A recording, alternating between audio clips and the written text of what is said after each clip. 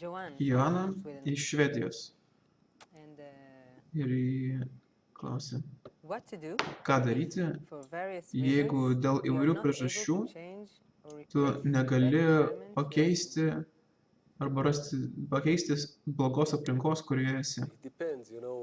Tai priklauso nuo aplinkybių, Joana, nežinau kaip ištarti teisingai vardą. Tai priklauso nuo įvairių faktorių, nes aplinka nėra tai, kad tiesiog kažkokie kaimynai šalia manęs gyvena. Tai yra tai, kas mane įtakoja.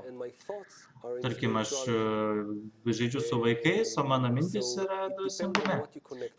Priklauso nuo ko tu esi susijęs.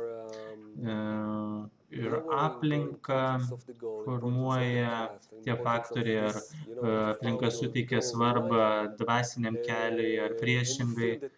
Ir tiesiog turi jausti, ar padeda tau dvasiškai judėti į priekį, galbūt reikia kažkokius tai pokyčius atlikti. Ar tai yra būtent tavo atvejis, aš nežinau, bet galbūt verta apsvarstyti pakeitimą savo gyvenamosios vietos, persikelti į kitą miestą arba pasirinkti kitus draugus, su kuriais tu studijuoji. Nežinau, Facebook grupėje aktyviau dalyvauti, galima tai aptarti, pagaliau su draugais pasitarti. Ir kabalistai sako, kažkas gali tau pasakyti, tarkim, žmona pasakyti, duok pinigų, išplauk indus, dar kažką, bet ką gali tau sakyti, kas susijęs su kūnu, fiziniais veiksmais, bet kas susijęs su siela,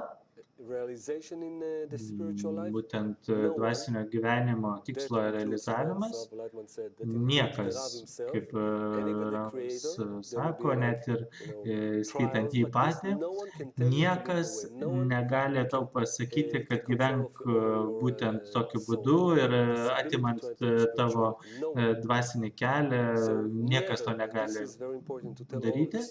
Ir labai svarbu tai pasakyti visiems studentams, niekada klausykite šio balso, tai gali būti išorinis balsas arba vidinė mintis, jausmas, kuris sako išeik. Ne, niekada. Kabalistai sako, daryk viską, bet neišeik. Tai yra taip, nes čia yra būtent ta vieta, kurioje tu gali pasirinkti aplinką. Tai yra įveikti gali šį balsą, šį norą siūlyti, išeik. Ne.